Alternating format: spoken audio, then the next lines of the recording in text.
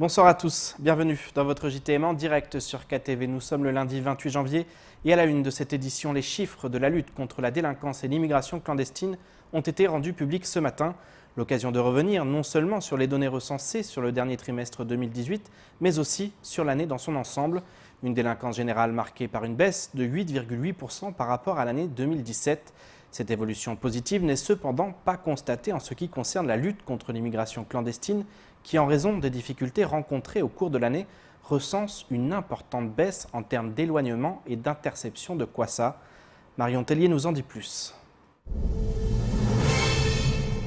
La tendance à la baisse de la délinquance générale sur l'île se confirme à moins 8,8% par rapport à l'année 2017. Cette diminution se traduit notamment par la baisse des atteintes volontaires à l'intégrité physique, avec un recul de moins 7,5% des faits, et par le recul important des atteintes aux biens, avec moins 16,3% des faits. C'est une baisse qui fait suite à une baisse déjà en 2017, ce qui montre que jusqu'en 2017, il y avait une augmentation très très forte de la délinquance dans tous les domaines. C'est un élément positif. Bien sûr, il y a toujours de la délinquance, il faut continuer. Ce sont des résultats dont nous ne pouvons pas nous satisfaire, il faut le dire très nettement. Mais il faut donc continuer les actions qui ont pu être menées dans cette lutte contre la délinquance. C'est-à-dire agir dans les actions de répression classiques, mais agir aussi sur la prévention de la délinquance en associant les communes, notamment les polices municipales, les associations aussi, un très gros travail qui est mené, donc ce travail doit continuer. Les efforts restent en effet à poursuivre, notamment en ce qui concerne les violences sexuelles. Elles ont augmenté de 13% en 2018. La lutte contre l'immigration clandestine présente elle aussi des résultats inférieurs à ceux de l'année 2017, avec une baisse de 24% des éloignements et de 48% des Kwassa interceptés. En cause, l'arrêt officiel des reconduites pendant 8 mois, la faible disponibilité des moyens nautiques ou encore moins de détection radar. Inauguré en octobre dernier, le GELIC, lui, continue son travail sur l'écosystème de l'immigration clandestine. Il y a une dynamique nouvelle avec ce GELIC, avec la coordination qui est en place, de tous les services impliqués, et cette coordination est en marche. On est autour de 13 ou 15 procédures en portefeuille du GELIC, parce que ce sont des dossiers d'une certaine importance. Ces dossiers, certains vont être clôturés dans les prochaines semaines, les prochains mois. La préfecture a communiqué sur un effort particulier à fournir sur les migrants en provenance d'Afrique des Grands Lacs, plus précisément autour de la République démocratique du Congo. Un réseau que le préfet Dominique Saurin qualifie de très organisé. En 2018, ces ressortissants représentaient plus de 60% des demandeurs d'asile. Et selon la préfecture, les bénévoles aux Gilets jaunes de Mayotte ont contribué à la diminution de la délinquance, même si on constate un essoufflement de cette mobilisation citoyenne depuis quelques semaines. En métropole, les Gilets jaunes, eux, ne s'essoufflent pas et appellent à une grève générale publique-privée. Ce week-end, des Gilets jaunes ultramarins se sont donné rendez-vous devant le ministère des Outre-mer pour un rassemblement intitulé « Journée des territoires ». Annick Girardin, la ministre des Outre-mer, est allée à leur rencontre. Notre correspondant à Paris, Maurice Cessé, a pu capter cet échange qui a beaucoup tourné autour des problématiques de vie chère. Actuellement à Mayotte, le vice-président du Sénat a accepté de faire un détour par les locaux de Kwezi afin de faire le point sur les sujets chauds du moment en cette nouvelle année. Celui qui fait partie de la majorité gouvernementale a d'abord évoqué le grand débat national qui constitue, selon ses mots, une chance pour Mayotte. C'est vrai qu'il peut y avoir un sentiment de lassitude parce que on peut remonter même à plus loin. Il y a eu les assises des Outre-mer. Il y a eu le plan de sortie de crise, ces mesures qui sont en train d'être exécutées. Et c'est vrai qu'un sentiment de lassitude pourrait pointer du nez. Mais je pense que ça serait dommage de rater cette occasion dans laquelle tout le peuple français est demandé à s'exprimer et de ne pas le faire. Et c'est pour ça que j'aimais l'idée que dans la mesure où nous avons déjà eu notre mouvement de Gilets jaunes, pour ne pas tomber dans la redondance et risquer de ne pas nous faire entendre, il faudrait peut-être dans le grand débat éviter de parler de solutions, de sujets qui sont en cours de traitement. Thani Mohamed Soilihi propose aux Mahorais de se concentrer sur une revendication majeure qui n'a jamais été validée par les gouvernements successifs, la piste longue. Les examens techniques, ils ont été faits. Maintenant, il faut que tout le monde aille dans le même sens pour emporter la décision. Moi, si les gens voulaient m'écouter, c'est une idée que la députée Ramlati a repris récemment dans le cadre du grand débat. Moi, j'aimerais bien que les Mahorais ne mettent qu'un sujet. Nous voulons la piste longue. Et pour marquer le coup, parce que, vous savez, ceux qui pensent que les parlementaires ou un groupe d'élus peuvent renverser la table, peuvent remporter une décision juste parce qu'ils sont dans la majorité. Il faudrait qu'ils se présentent, qu'ils soient élus et qu'ils voient à quel point c'est compliqué. Donc nous avons besoin d'aide et notamment de la population. Autre sujet évoqué ce matin, l'accord cadre entre la France et l'Union des Comores. Si toutes les rumeurs circulent actuellement, le sénateur a souhaité réaffirmer que le document ne se ferait pas au détriment des Mahorais. Il y a même eu à ce jour 3-4 réunions avec des propositions, des amendements. Mansour Kamardine est assez prolixe là-dessus, mais Ramlati Ali aussi, Sani Abdallah et moi.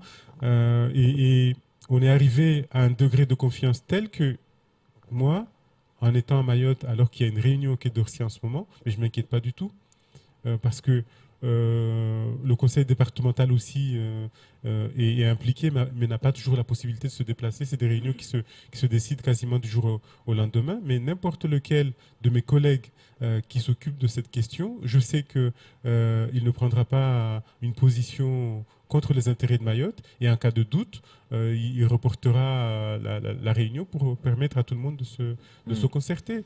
Il faut arrêter avec ces suspicions infondées et malveillantes sur les élus. Demain, le sénateur va présenter au conseil départemental 2 projets de loi portant sur le toilettage institutionnel du territoire.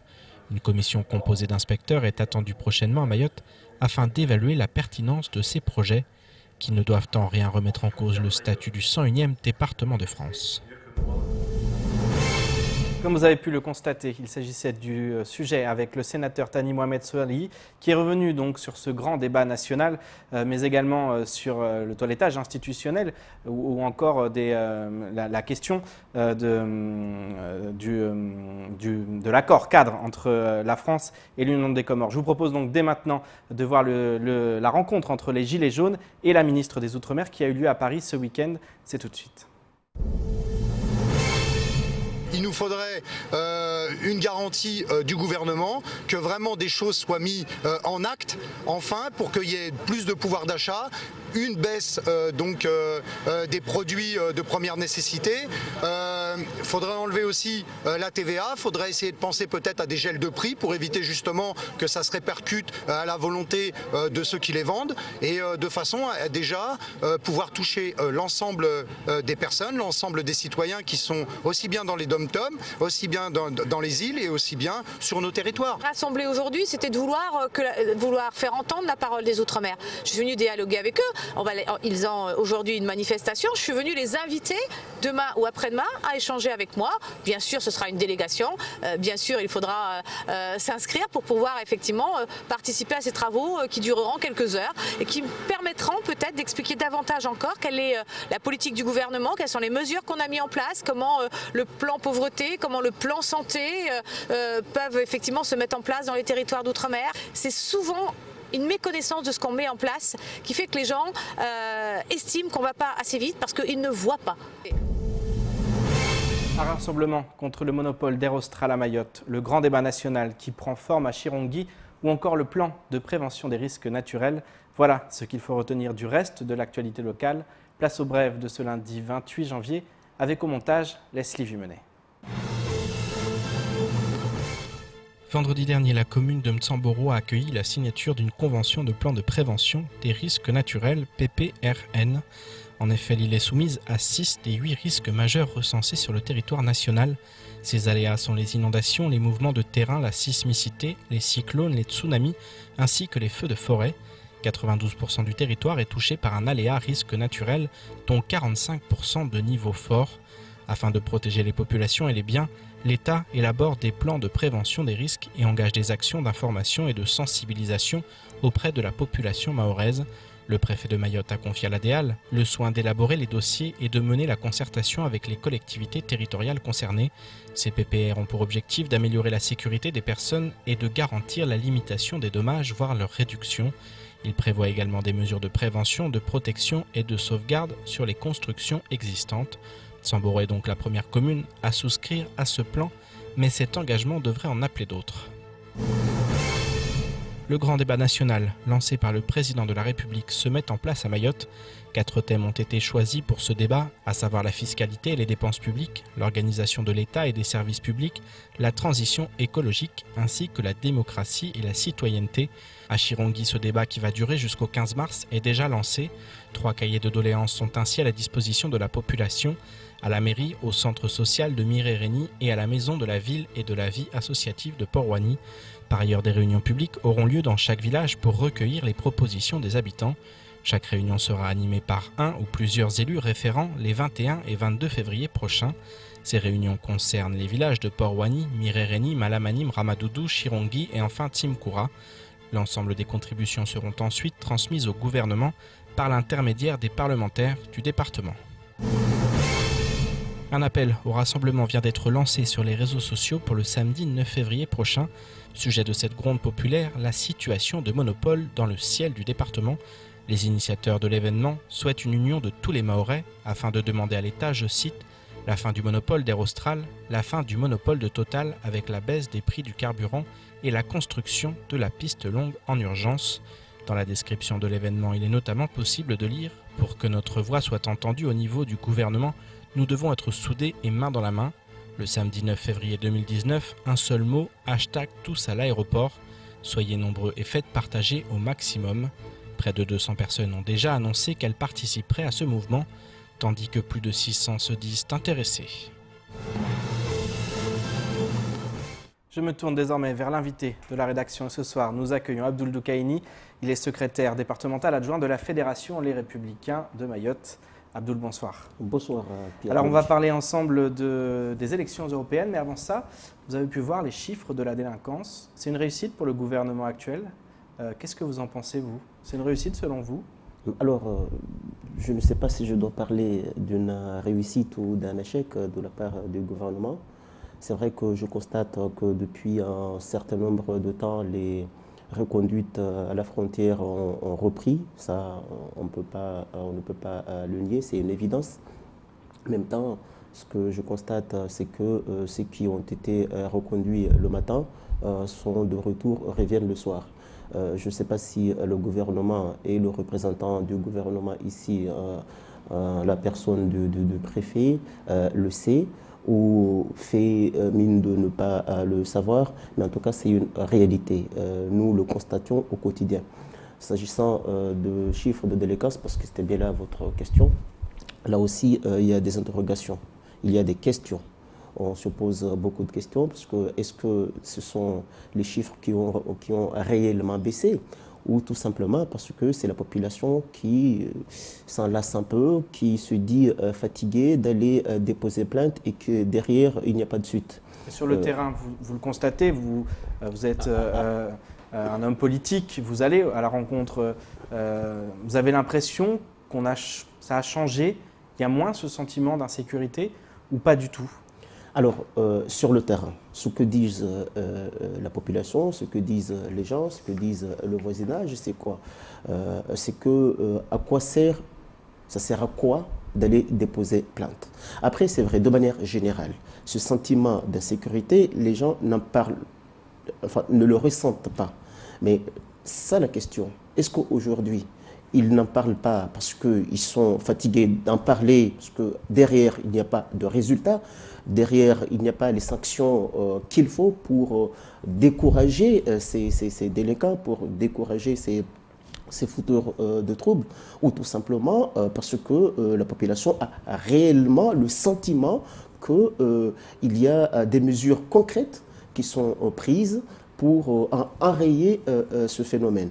Est-ce que selon vous, les mesures sont suffisantes? Moi, je suis de ceux qui pensent que les mesures ne sont pas suffisantes, ne sont pas suffisantes. Ça, c'est une certitude.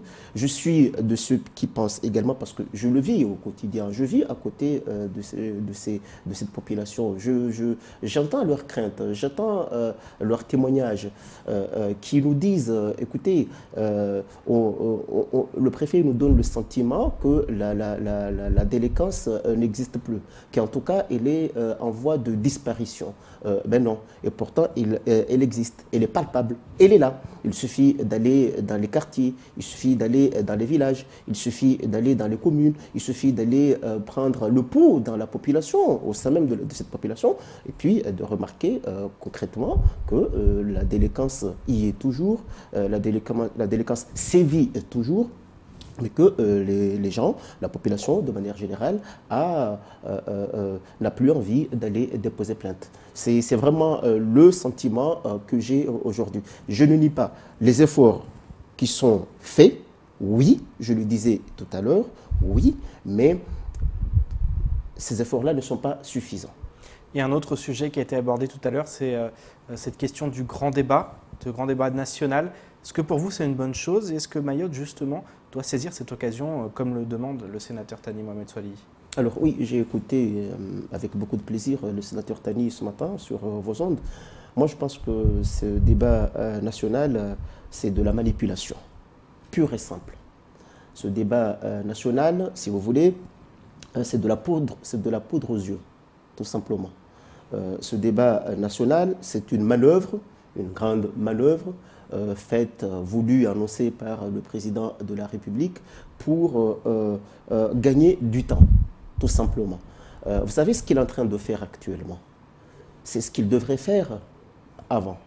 Je rappelle que le président de la République n'a jamais été élu.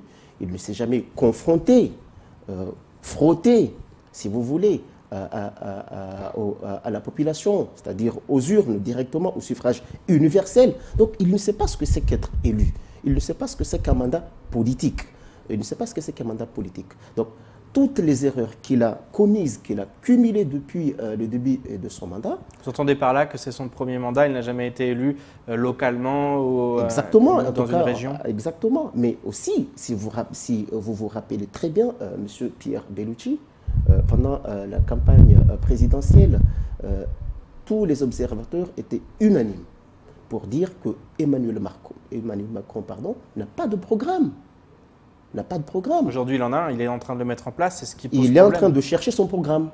À travers ce grand débat national, il est en train de chercher son programme.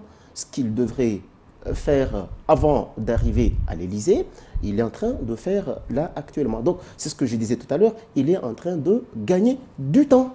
En train de gagner du temps. Mais, force est de constater également que ça ne marche pas. Parce que le mouvement des Gilets jaunes continue tous les week-ends. Il y a des dizaines et des dizaines de milliers de Gilets jaunes chaque fois dans Paris qui manifestent pour dire non, on n'en veut pas. Vous soutenez les Gilets jaunes? Alors, ça dépend de quel Gilets jaunes vous voulez me parler. Est-ce qu'il s'agit des Gilets jaunes qui cassent tout, qui insultent les élus, qui en tout cas cassent... Ça, c'est une minorité. Je suis entièrement d'accord, mais il se camoufle, se cache derrière ce mouvement des Gilets jaunes pour prétendre valoir, enfin en tout cas défendre les valeurs des Gilets jaunes. Est-ce que vous soutenez le fond de cette gronde populaire? Le fond de cette gronde populaire, naturellement, oui, parce que nous l'avons connu, nous aussi, ici à Mayotte. Nous avons connu notre période de Gilets jaunes, pas plus tard qu'il y a un an environ, en début d'année 2018, un peu plus de... environ 2 mois, Mayotte aussi a été secouée par un mouvement social profond, dont les causes, on les connaît. L'immigration clandestine, l'insécurité, le système éducatif qui est en panne, le système sanitaire qui est en panne, et j'en passe. Donc c'est un mouvement que moi, personnellement, je soutiens. Et puis, je trouve que tant qu'on n'aura pas les réponses, qu'on ne nous apportera pas les réponses concrètes à cette, comment dire, au malaise social que nous vivons, je pense qu'il faut continuer le mouvement. Et puis, je terminerai, parce que vous m'avez interrogé aussi sur les sénateurs Thani, qui a encouragé, je l'ai bien écouté ce matin, la population a allé également donner son avis. Je dis oui, très bien, pourquoi pas. Mais écoutez, si ma mémoire ne me fait pas défaut, je sais qu'il y a eu les 101 mesures, il y a eu le grand livre bleu, il y a eu pas mal de choses. Mais pourquoi ne pas apporter des réponses sur ce qui a été déjà revendiqué, auquel on nous a fait des promesses? Mais il y a eu des plans pour ça, il y a eu le plan pour l'avenir de Mayotte, il y a eu aussi Mayotte 2025, c'est ce qu'il explique. Il explique qu'aujourd'hui, il faut aller vers la piste longue, c'est peut-être ça le combat de demain. Mais si je l'ai bien écouté ce matin, il a dit, ne serait-ce que pour mettre une seule revendication, la piste longue. Mais la piste longue, elle figure dans tous les documents déjà. Elle figure dans tous les documents. Elle est en étude, mais elle n'a pas été actée. Je suis entièrement d'accord avec vous, mais quand vous regardez à chaque fois que la population est dans la rue, il y a la piste, la revendication sur la piste longue. Elle est en étude, elle n'est pas en étude, elle a été pensée, elle n'a pas été pensée, mais à chaque fois, la revendication fait surface. Aujourd'hui, on vient nous dire qu'il faut remettre cela. Oui, pourquoi pas, mais ça ne doit pas être un prétexte pour nous dire que si demain on ne donne pas notre avis, on ne viendra pas nous dire qu'on vous a donné l'occasion de vous exprimer et vous n'êtes pas exprimé. Alors qu'on l'a fait depuis un certain nombre de temps et puis à plusieurs reprises également. Parlons d'Europe, parce que justement cette piste, elle sera forcément financée en partie par l'Europe. Parlons des élections européennes. Les Gilets jaunes présentent une liste, vous avez dit les soutenir, mais vous allez présenter une liste avec les Républicains. À ce titre, justement, les candidatures sont lancées. Ces élections européennes à Mayotte, on a l'impression qu'il y a une sorte de désamour. C'est le sentiment que vous avez ou non, elles sont très importantes et il faut y aller, il faut absolument présenter des candidats au niveau local? Alors, je sentais le piège à venir, à dire que j'étais le gilet jaune. Ils ont présenté une liste? Oui, ils ont présenté une liste, mais jusqu'à présent, le gilet jaune, ce n'est pas un mouvement politique. Mais il y a un désamour justement entre le politique. Est-ce que finalement, ce n'est pas une réponse aujourd'hui? Pourquoi pas? On sait que le système démocratique actuel est en panne, souffre en tout cas d'énormes difficultés, de dysfonctionnement, de pas mal de choses. Maintenant, il y a les citoyens qui veulent prendre leur destin à main et dire, vous les élus, vous ne nous entendez pas, vous ne nous écoutez pas, nous allons reprendre ce qui nous appartient, c'est-à-dire le pouvoir. En même temps, je dis qu'à l'occasion des scrutins, que ce soit locaux, nationaux ou internationaux, ici il s'agit des élections européennes, c'est l'occasion d'exprimer ses idées, ses opinions. En même temps, dire de quelle Europe nous voulons, de quelle Europe nous voulons. Je rappelle tout simplement qu'à chaque fois que la France, en tout cas le pays, la population, les Français sont appelés à voter pour les élections européennes, le taux de participation est très faible. Justement, comment votre parti, vous allez réussir à donner envie, à faire croire encore dans ces partis politiques? Alors, s'agissant de Mayotte, moi j'ai toujours dit qu'il faut faire en sorte à ce que tous les Mahorais se sentent profondément européens. Vous savez, je ne vous l'apprends pas, mais ici à Mayotte, les gens se sentent profondément français. Profondément français. Ils le démontrent à chaque fois. Alors, ce même amour, il faudrait aussi que ça se ressente au niveau de l'Europe. Maintenant, comment il faut faire? Il faut de la pédagogie, il faut éduquer, il faut expliquer ce que c'est que l'Europe. Parce qu'elle paraît lointaine, très loin. Et pourtant, l'Europe, elle est là. On est dans l'Europe. C'est vrai qu'on est une région ultra périphérique depuis 2014. Ça paraît loin géographiquement, mais politiquement, institutionnellement parlant, on est dans l'Europe. Sauf que les gens ne le voient pas de cette façon-là. Ils ne se sentent pas profondément européens. Alors l'objectif, c'est de faire en sorte d'abord de faire comprendre à la population que quand vous avez un passeport français, c'est aussi un passeport qui vous permet de voyager dans les 28 États membres et que vous êtes aussi profondément européen. On peut demander votre avis, on peut demander votre... comment dire, vous pouvez participer au grand débat, vous pouvez également participer au projet pour la construction européenne. L'Europe, c'est quoi? C'est une idée. Nous devons nous inscrire dans cette idée-là. L'Europe, c'est aussi un projet. Nous devons également nous sentir dans ce projet qui est l'Europe. Est-ce qu'un candidat local, au niveau du Parti Les Républicains, sera tête de liste ou en tout cas sera éligible, à savoir dans le début de la liste pour éventuellement accéder à un poste de député européen?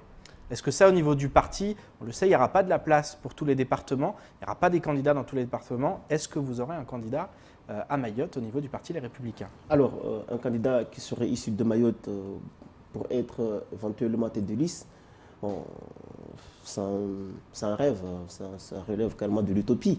Mayotte est française. Mayotte est française. Pourquoi on ne va pas avoir cette prétention-là. Mais quand même, nous, notre objectif aujourd'hui, c'est de faire en sorte à ce que le candidat qui sera issu du département, du territoire, de la région ultra-périphérique de Mayotte, soit en position éligible. En tout cas, les tractations ont commencé. Nous allons essayer de peser de tout notre poids. C'est vrai qu'il est très léger, notre poids, mais on va essayer de faire en sorte à ce que ce poids-là puisse également se faire sentir, si je puis m'exprimer ainsi, par le Bureau national et faire en sorte à ce que notre candidat soit en position éligible. Rapidement, Abdoul Doukaini, un mot des municipales. On sait qu'il y a les européennes, ensuite les municipales. Ça aussi, c'est important. Le combat a commencé. On le voit un peu partout. Comment vous abordez là ça y est, les campagnes sont déjà lancées. J'imagine que de votre côté, dans votre parti, vous êtes en marche. On travaille. On travaille et on avait un calendrier, je vous le rappelle brièvement, de faire en sorte à ce que depuis de juillet 2018 jusqu'au plus tard, 31 mars 2019, que les têtes de liste dans les 17 communes, en tout cas, soient connues.